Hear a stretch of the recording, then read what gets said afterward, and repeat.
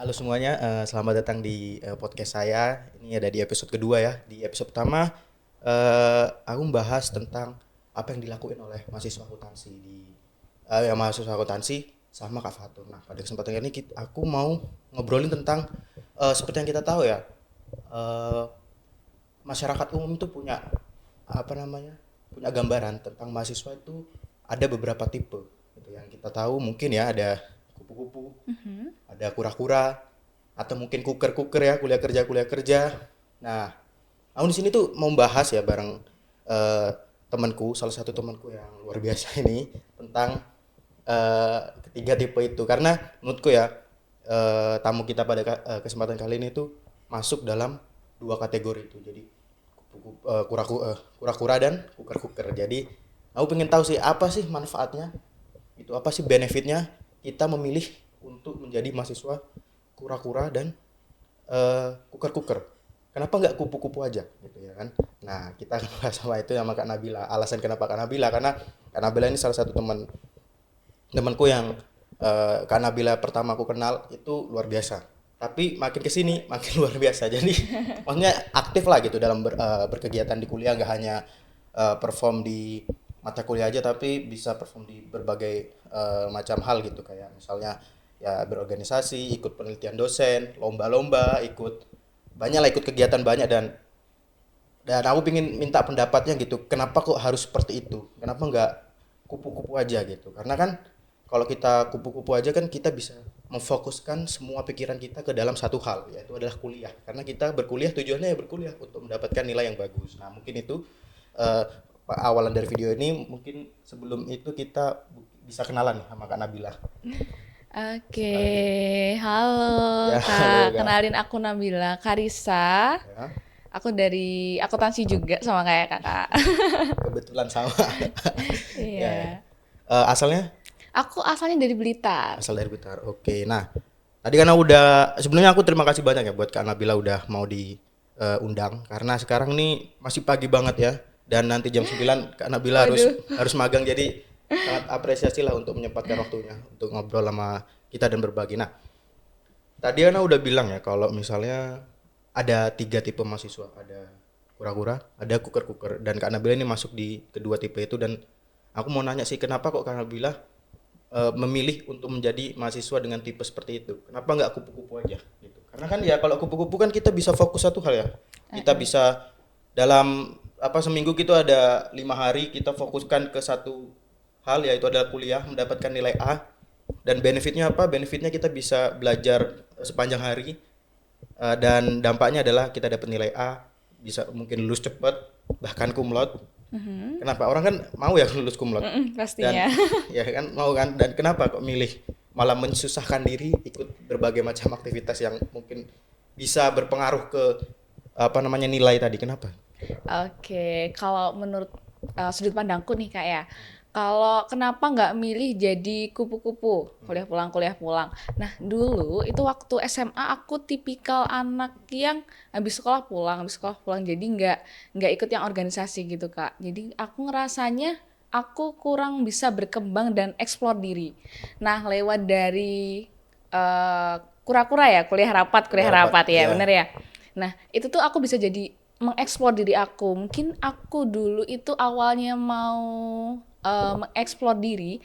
Jadi aku awalnya ngelihat orang yang bisa nge-MC nih Kak ya. Aku tuh suka banget orang yang bisa ngomong di depan, itu menurutku keren banget. Nah, dari situ aku ada kemauan untuk belajar public speaking. Nah, dari situ waktu awal kuliah aku belajar public speaking dan endingnya aku memutuskan untuk join organisasi di mana skillku tuh di situ makin diasah dan makin diberikan kesempatan juga buat beberapa kali jadi MC di situ kayak gitu sih Kak. Jadi banyak benefit-benefit yang bisa buat aku menjadi mengeksplor diri aku jauh lebih baik. Gitu sih Oke, Kak. berarti alasannya ingin jadi kura-kura ya, kuliah rapat itu karena alasan dulu ngerasa kalau waktu di masa SMA tuh ya kegiatannya gitu aja ya, kita sekolah berangkat pagi, Iya, sore pulang bener gitu ya. banget. Nah, mungkin perbedaan aja sih singkat tentang perbedaan sebelum dan sesudah masuk organisasi. Nanti kita bahas tentang yang kukernya, tapi kita kura-kura dulu nih, kuliah rapat, Oke. kuliah rapat. Apa sih maksudnya ya kuliah rapat ya kita tahu ya apa namanya stigma masyarakat tentang organisasi mahasiswa ya seperti itu. Apa namanya? Kalau rapat sampai malam, sampai jam 12 gitu, bahkan bisa sampai seharian full. Ya jadi kan waktu kita untuk beristirahat itu jadi kurang dan itu kan bisa saja mempengaruhi kinerja kita pas di kuliah gitu. Maksudnya benefit apa sih maksudnya ya, kenapa gitu? Perbedaan apa yang Kak Nabila rasakan sebelum dan sesudah eh, ikut atau berorganisasi gitu perbedaannya? Oke, kalau ikut organisasi, kalau pulang malam atau mungkin rapat malam itu kan pasti ya kayak Ya, pasti ya. ada. Tapi gimana caranya kita buat memanajemen waktu? Kalau aku sendiri, tips memanajemen waktu ya dari aku pakai Google Calendar di mana memanfaatkan teknologi yang ada ya sekarang Ya. ya. Jadi aku mencatat apa yang ingin aku lakukan nih di besok harinya atau mungkin seminggu sebelumnya nih kita schedule dulu nih hari ini mau ngapa-ngapain. Jadi menurutku dengan beberapa aktivitas yang udah aku ambil kayak mungkin organisasi ini ya salah satunya ya. Aku jadi bisa untuk menempatkan oh aku hari ini mau ini gitu. Jadi lebih tertata dan lebih bisa mengatur waktu dengan baik. Oke, jadi perbedaannya itu adalah ketika Kak Nabila dulu itu nggak bisa mengatur waktu dengan baik dan sekarang makin bisa. Iya. Nah, kan tadi kan Kak Nabila bilang ya kalau misalnya Kak Nabila ini menggunakan Google Calendar dan mungkin kebanyakan orang juga ada yang menggunakan seperti itu. Nah, Kak Nabila ini tipe yang seperti apa sih? Kayak kan ada orang yang hari-harinya itu eh, ada yang udah menuliskan to do list apa aja yang harus dilakukan di hari itu. Lanjut ke yang pembahasan tadi ya. Nah, kan ada orang tuh tipenya ada yang pertama dia melakukan to do list tiap harinya dan ada yang enggak. Nah, Kak Nabila ini tipe yang seperti apa? Aku tipikal yang to do list. Jadi biar nggak lupa nih kak aku to do list apa sih yang pengen aku lakukan hari ini atau mungkin tugas-tugas nih kayak kuliah kan pasti ada tugas-tugas dan ada deadline-nya nih kak ya. Jadi aku to do list biar aku nggak lupa deadline-nya kayak gitu. Jadi biar nggak telat-telat juga nih ngumpulin. Kadang kan ada ya mahasiswa yang tipikal dia eh ngumpulinnya telat tiba-tiba karena dia mungkin nggak buat to do list itu tadi kayak gitu sih kak. Apalagi Kak Nabila juga apa namanya ikut di organisasi yang jadwalnya juga yang nggak tentu ya. Jadi memang harus di apa namanya disiasati juga dengan to do list itu. Jadi semua lebih tertata gitu Ya kan. benar banget. Oke. Kalau misalnya apa aku punya pendapat nih. Misalnya kalau kita kupu-kupu. Kan tadi aku udah bilang ya, kalau misalnya kita kuliah pulang itu kita jadi bisa punya banyak waktu untuk memfokuskan pikiran kita ke satu hal. Dan kita akhirnya ya kita bisa fokus di kuliah karena tujuan kita kan untuk lulus dengan tepat waktu mendapatkan apa namanya IPK yang bagus. Nah, menurut Kak Nabila sendiri nih, kalau orang beranggapan seperti itu apa benar apa gimana? Kalau aku sendiri ya nggak apa ya karena orang kan punya POV-nya punya masing-masing POV dan ya. prioritas orang kan juga berbeda-beda. Misal dia ada prioritas lain dan mengharuskan dia untuk nggak ikut di kegiatan lain selain kuliah kan itu juga pilihan ya. Nah, menurut Kak Nabila itu gimana buat orang yang berpendapat kalau seperti itu? Oke, kalau menurutku itu kan di dunia kerja itu nggak hanya soal mungkin ilmu yang kita dapat ya, tapi kita juga gimana caranya kita buat bersosialisasi sama orang lain kayak gitu kan. Jadi kita tuh bisa explore diri macam-macam di organisasi yang bisa kita gunakan di dunia kerja nanti. Jadi nggak kalau kita jadi kupu-kupu nih kuliah pulang kita nggak dapet experience itu. Itu sih kalau dari aku ya. Oke, jadi ya semua tergantung pilihan ya. Tapi Tergantung pilihan apakah karena masing-masing. bilang apa namanya menyarankan orang-orang untuk bisa apa berkegiatan lain selain kuliah? Kalau dari aku sih menyarankan ya karena itu salah satu bentuk buat keluar dari zona nyaman di mana kan kita kalau keluar dari zona nyaman kita banyak hal yang bisa kita dapat. Contohnya kayak mungkin aku ikut beberapa lomba ya kak ya, tapi mungkin banyak beberapa yang failed juga. Menurutku itu nggak apa-apa sih karena itu bentuk dari aku belajar. Kita kan belajar dari sebuah kegagalan buat memperbaiki diri kita jauh lebih baik lagi ya kak ya. Iya. Itu sih mungkin kalau dari aku. Jadi nggak apa-apa buat mengeksplor diri di luar apa yang kita sebenarnya itu kadang ngerasa kayak aku nggak bisa nih, tapi nyatanya kalau kita coba itu sebenarnya bisa loh kalau kita belajar kayak gitu sih kak. Oke, berkaitan dengan kegagalan ini aku ada quote satu ya. Apa tuh? Ada nih quote satu yang aku suka nih. Every failure is one step closer to a success. Jadi setiap satu kesalahan kegagalan itu satu langkah lebih dekat ke suksesan. Bener Nah, banget. tadi kan menyampaikan nih kalau tentang kegiatan selain kupu-kupu emangnya apa aja sih yang bisa dilakuin dan mungkin Kak Nabil lakukan gitu. Tadi udah mention tentang berorganisasi, ikut lomba, terus apa lagi? Oke, kalau aku sendiri ya kayak selain jadi kupu-kupu organisasi ya, kura-kura sorry, Ya. kura-kura, aku ikut seperti kayak lomba-lomba kayak gitu di pageant ya mungkin di ranah yang bener-bener aku dulu nggak pernah expect bakal coba hal itu, karena itu bukan bener-bener ngerasa bukan ranahku banget, tapi karena aku penasaran nih, kalau kita penasaran tuh kalau nggak dicoba kayak gimana gitu loh, kayak ya Eh, nggak sih? iya. Nah, itu sama mungkin aku ikut beberapa penelitian atau pengabdian dari dosen-dosen kayak gitu sih Kak. Oke, pilihannya itu dan organisasi tadi juga ya. Nah, kalau misalnya kan tadi ada 3 tipe yang tadi kita bahas itu tentang kura-kura, yang kuker-kuker nih. Karena bilang nih kayaknya menurut aku juga merupakan salah satu mahasiswa yang masuk dalam kategori itu kuliah kerja karena kan Kak Nabila nih ya ikut beberapa penelitian dosen, kemudian ada pengabdian juga dan di situ pasti ada insentif yang didapatkan nih buat untuk Kak Nabila. Nah, gimana sih buat mahasiswa biar bisa apa namanya berpartisipasi gitu ya. Sebagai mahasiswa kan juga kita pingin ya dapat uang jajan tambahan atau tapi yang paling penting sih tentunya pengalaman Pengalaman ya. ya, Kalau that's insentif itu true. adalah bonus yang jangan diharapkan di awal karena ya kalau diharapkan di awal pasti outcome-nya akan berbeda gitu. Kita mementingkan pengalamannya terlebih dahulu. Nah, gimana nih ceritain tentang Kak Nabila kok bisa jadi kuker-kuker gitu. Udah kura-kura, kuker-kuker juga kan ini makin makin makin apa ya, makin banyak kegiatan yang dilakuin gitu. Coba bisa ceritain. Oke, nah mungkin dari step awalnya jadi kura-kura nih. Kura-kura itu kita belajar untuk jadi kalau ambil sesuatu itu jadi kita mengukur kapasitas diri kita masing-masing dulu ya Kak ya. Dimana oh kalau kita udah berhasil mengatur dan kita rasa udah baik nih kita ngatur manajemen, kita bisa nambah mungkin kegiatan yang lain dan sebagainya. Jadi tergantung back to kapasitas masing-masing ya. Semua orang punya kapasitas masing-masing. Terus kenapa kok memilih untuk kuliah kerja tadi Iya, ya, ya. termasuk kayak penelitian itu Ya kan itu juga kan salah satu dihitung kerja bagiannya ya. kan dapat insentif juga dari situ. Nah, Iya sih. Oke.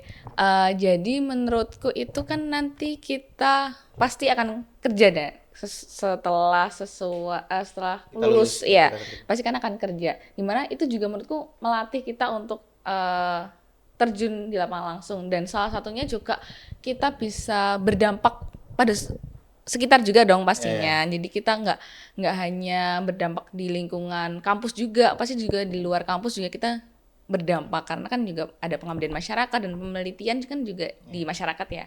Kayak gitu sih, Kak. Nah, kira-kira kan tadi Kak Nabila mention tentang mempersiapkan diri sebelum nanti kita lulus dan akhirnya kerja. Tapi ini jam berapa ya? Takutnya Kak Nabila bentar lagi magang ya.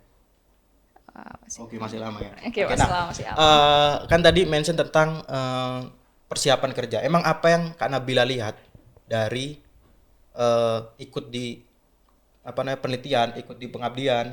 Apa yang Kak Nabila ilmu apa yang Kak Nabila bisa lihat dari mengikuti kegiatan itu sehingga Kak Nabila bilang kalau misalnya saya ikut kegiatan ini kayak saya akan jauh lebih siap untuk menghadapi nanti dunia kerja. Emang apa yang Kak Nabila lihat dari kegiatan-kegiatan itu? Oke, kalau di dunia kerja tuh kan pasti kita berinteraksi sama banyak orang ya di luar kayak mungkin dari usia yang lebih muda atau Ya, lebih tua kayak ya. gitu kan.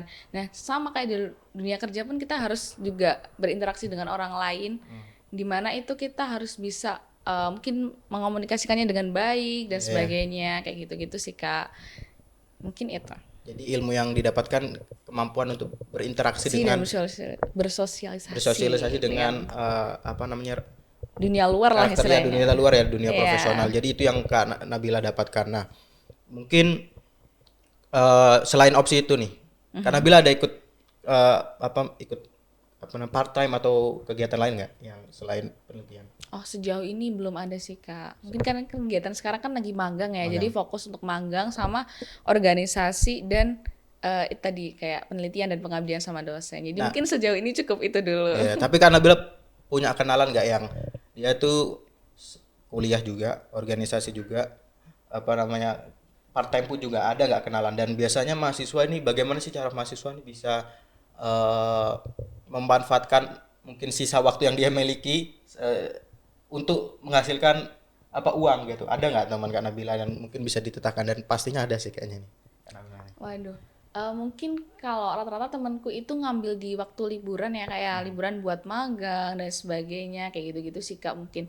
Kalau untuk yang bener-bener part time di waktu kuliah tuh nggak ada sih Kak. Tapi kalau di waktu liburan buat ngisi biar produktif nih, jadi Iya. kayak di liburan dia coba apply magang ke Hmm. beberapa tempat, kayak gitu-gitu sih Kak. Oke, jadi untuk yang part, tapi memang sebenarnya ada ya mahasiswa yang part time gitu, kayak misalnya salah satu teman saya itu ada yang Mhm. kayak mungkin Kak Nabila juga kenal ya Kak Lucky, Oh iya, ya kan? Dia kan kalau Lucky ya, ya ya dia kan benar-benar benar-benar. kayak semacam tutoring Oh gitu, iya. dan itu penghasilannya juga lumayan kalau misalnya apa namanya mahasiswanya banyak yang diikutin. Itu bisa sih salah satunya. Nah, Tapi mungkin aku ngelihat Mas Uki keren banget sih, dia bisa mengatur waktu dan sebagainya itu. Aku banyak belajar juga dari oh ya, beliau. ya, ya, ya. Ya Dan sih, mungkin itu salah jadi satu alasan beringat. Kak Nabila pingin ikut banyak macam kegiatan itu karena ada role model yang dilihat mungkin gitu ya. Oh, tapi mungkin lebih kan balik-balik lagi ke kapasitas setiap orang ya. Ya. Pasti kalau orang udah step satu, jadi kalau mau naik step 2 juga harus nata step satunya dulu nih, Hmm. biar udah ketata kita baru lanjut ke step 2 kayak gitu sih Kak. Oke, oke. Nah, berkaitan dengan judul kita ya, Mhm. kupu-kupu versus kura-kura versus kuker-kuker. Mungkin di akhir ini udah masuk di penghujung apa namanya video. Oke. Jadi aku mau minta Kak Nabila summarize atau mungkin bisa berikan pendapatnya lah tentang ketiga tipe mahasiswa ini. Kira-kira apa namanya saran dari atau tanggapan dari Kak Nabila itu seperti apa gitu. Oke, kalau pilihan itu balik lagi ke kapasitas diri masing-masing. Tapi jangan menyesali pilihan yang udah diambil karena menurutku pilihan yang udah kita ambil sendiri itu menurutku udah paling terbaik dan pasti nanti akan ada jalannya buat kita ke arah yang lebih baik lagi. Itu sih, Kak. Dan jangan takut buat gagal untuk mencoba kan kalau kita nggak coba ya kita nggak tahu experience yang akan kita dapat seperti apa kayak gitu sih Kak mungkin dari aku. Jadi ya semua itu tentang pilihan ya, tentang Ya, tentang prioritas. pilihan. Tapi kalau ada satu hal nih yang mungkin kalau misal bisa diubah dari semua pilihan yang udah dilakuin Kak Nabila semasa kuliah itu kira-kira apa yang mau diubah? Jadi biar orang lain bisa aware tentang itu dan mungkin bisa melakukan hal sama. Oke, kalau menurutku di setiap perjalananku itu nggak ada yang perlu keubah atau mengulang waktu yang Oh dahulu ya, karena menurutku setiap perjalanan itu pasti ada hikmahnya, ya. pasti ada benefitnya di kita suatu nanti, kayak nanti pasti ada hal yang bisa kita petik dari misal kayak gagal nih, pasti di akhir akan ada benefit yang akan kita rasakan nantinya, kayak gitu sih Kak. Walaupun pada saat itu, misalnya pada saat itu juga kita ngerasa kayaknya kita telah melakukan kesalahan dalam proses pemilihan keputusan, tapi kita jangan langsung menyesal gitu ya, karena mungkin benefitnya nggak pada Nggak saat saat itu, itu ya, tapi benar di banget. masa yang akan datang. Benar. Oke, ya itu mungkin pesanlah sekali terakhir buat orang-orang. Ini buat general, buat orang general atau buat mahasiswa in general lah. Pesan-pesan terakhir sebelum kita menutup kegiatan kita. Oke, pesanku mungkin jangan takut untuk mencoba hal yang benar-benar di luar apa ya kemampuan diri karena siapa tahu nantinya itu bakal jadi hal yang benar-benar kalian wah aku ternyata bisa loh di sini, bisa loh coba ini coba itu tuh berhasil dan ternyata di luar prediksi kita. Jadi jangan takut-takut buat mencoba hal baru karena kita nggak akan tahu ke depannya kayak gimana. Oh ya, oke, oke. Jadi jangan jangan takut mencoba. Bagus sih pesannya karena banyak orang tuh sebenarnya ya bisa dibilang seperti ya dia dia takut untuk mencoba, takut dia udah punya ekspektasi buruk tentang dirinya ketika dia memilih keputusan itu padahal belum tentu itu terjadi ya. Bisa jadi malah yang terjadi itu sebaliknya, malah lebih bagus. Jadi itu. Nah, terakhir nih Kak. Oke, apa Ini tuh? terakhir. Ini singkat. Quotes quotes satu quotes favorit Coach dari Kak Nabila. favorit. Oke, aku kemarin itu sempat nonton podcastnya Najwa ya. Itu menurutku yang Najwa bagus. Shihab. Nah ya, Oke. yang bagus itu kalau suatu mimpi kalau nggak ada ketakutan itu berarti mimpinya nggak besar. Jadi kalau takut tuh berarti mimpi kalian tuh besar banget Oke. untuk dicapai dan kalau kayak gitu berarti kalian misal kayak gagal dan sebagainya itu nggak apa karena mimpi kalian tuh besar banget gitu sih Kak. Oke, jadi mungkin kalau kalian ngerasa takut dengan mimpi kalian, itu malah bagus. Malah kita Justru dianjurkan untuk mimpinya takut. besar banget gitu Oke, Kak. karena mimpinya besar banget jadi kita takut. Iya. Dan itu udah bagus, malah bagus. Orang yang Malah punya bagus. mimpi dan takut itu malah bagus ya. Dan dia berani untuk coba itu berarti bagus banget Jauh Kak. lebih bagus. Jadi Tapi perlu diapresiasi gitu. tapi memahami kalau dia punya mimpi dan dia takut itu adalah satu langkah lebih lebih baik lah ya. Yeah, Langkah lebih it's baik true. selanjutnya adalah mencoba. Selanjutnya adalah mencoba lagi terus dan sampai berhasil. Mungkin itu ya. Nah, mungkin udah ya karena kita udah membahas banyak, ilmunya bagus bagus sekali dan saya terima kasih banyak ya buat Kak Nabila udah meluangkan waktunya. Nanti jam 9 dia harus pindah lokasi untuk magang. Oke, terima kasih juga Kak Fatan atas Ya, kesempatannya. Aku sama-sama. justru seneng dikasih kesempatan buat ada di sini. Ya, oke, kita sharing-sharing santai aja di sini. Semoga videonya bermanfaat ya. Sampai jumpa di episode selanjutnya. See you.